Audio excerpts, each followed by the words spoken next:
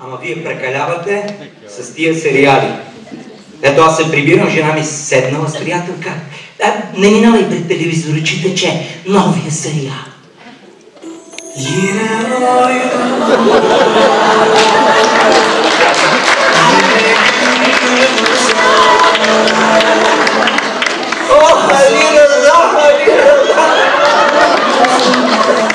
Чук резил, чук сир. Изпи си лекарствата. Един бабанка става, той винаги намръщен мустакат. Ферхунде, ти внесе омраза в сърцата на моите деца. Но в 3222-та серия ще ти го върнем тъпка. И в този момент влиза на комшиите дето и ка, чичо Митко, по-българските сериали ще ни освободят от турските най-сетне. Ние побъркахме и децата да знаем. Сменям канала, викам, аз ще гледам матч. Тази обаче нов, друг български сериал.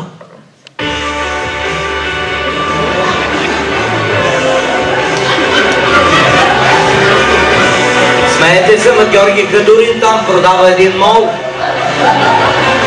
А Стефан Данилов не иска да го купи, нали?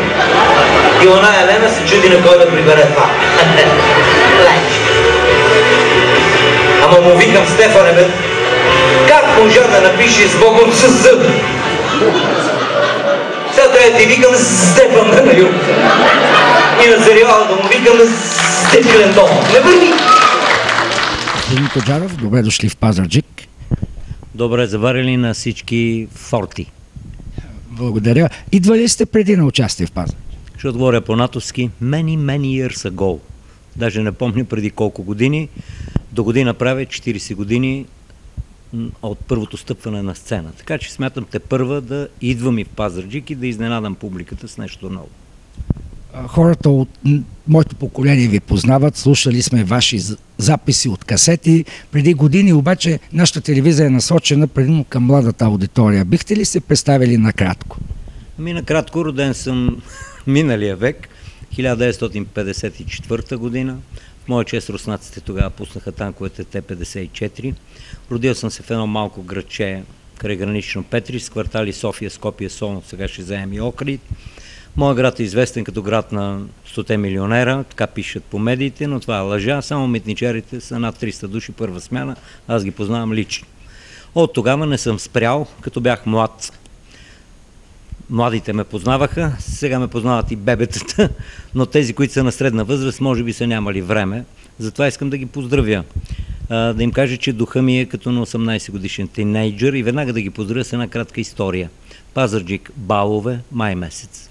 Абитуриент изпраща своята приятелка абитуриентка и спират един етаж под този, под който живее момичето. Момчето се облегнало на една врата и казал: целуни ме за довиждане. Не, нашите ще ни видят. Да, не. След половин час къндарми, вратата се отворила, една бабичка се показва и казва: аз ще тацуна. И дядото се облича и той, само са мани от звания, себе момче.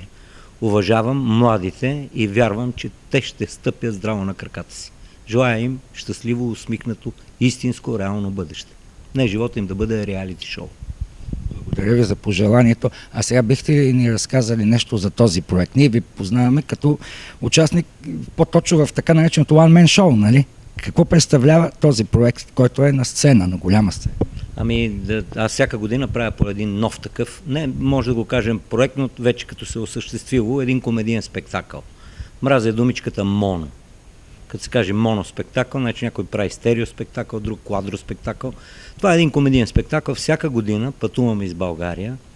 Значи този спектакъл Луда мода е озаглавен така, защото всичко сега в целия свят, което, а той става все по-луд и по-луд, всичко, което е лудо, взе да се смята за модно.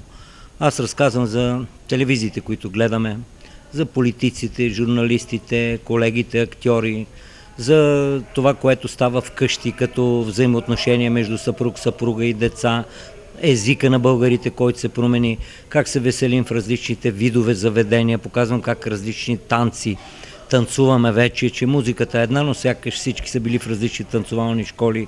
Показвам на пианото какви видове нови стилове имаме в България и на певци. Говоря за рекламите, За всичко това, което ние коментираме вкъщи, понякога като седнем, но с тъга, аз го поднасям с усмивка, като се надявам да бъде коректив хумора, да бъде поправка на тези, които показвам, без имена, разбира се, и да може да се коригират и да отговарят на мястото, ранга, поста или това, което са заели в обществото ни. Много смях, това ви гарантирам. Най-вече много смях. Добре, благодаря ви, желая ви успех и на вас, и на вашия спор. И на всички от Форти, истински усмивки, здраве и късмет. Ще го заобичат, като го чуят това. Если хочешь ты развод, поезжай на станцию, дай свою жену в багаж, потеряй квитанцию.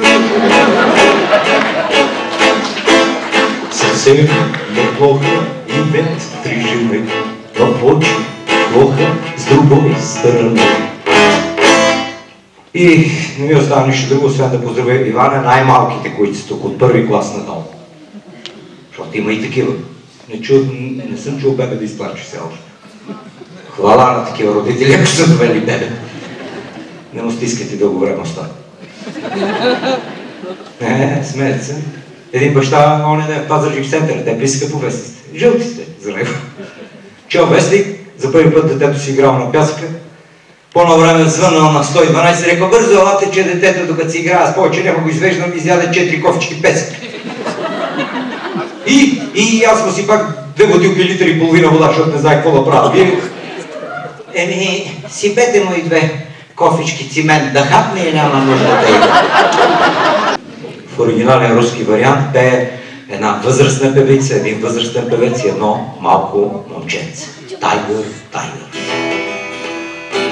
Папирунде, паламанди, чалале, сулелави. Папирунде, паламанди, хай-хай-хай. Папирунде, паламанди, хай-хай-хай. Хайде сега и госпожата.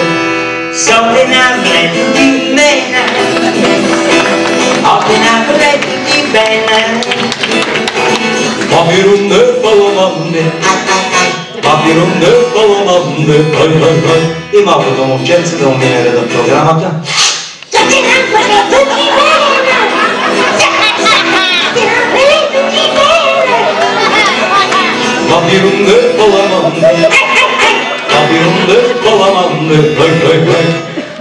Песента Мами Блю в оригинал, за да припомним тази песен. Oh mami, oh mami, mami blue, oh mami blue. Oh mami, oh mami, mami blue, oh mami blue.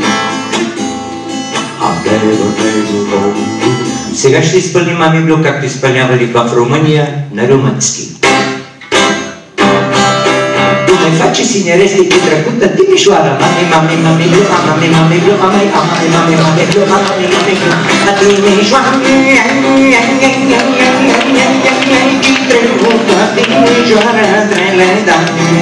Вече тракута муцо, без вече тракута, думай, без вече тракута муцо, без вече тракута, думай, без мами, мами, мами блю, мами, мами блю, мами. Вие се знаете, сигурно разбрахте какво пея, самия не знам какво.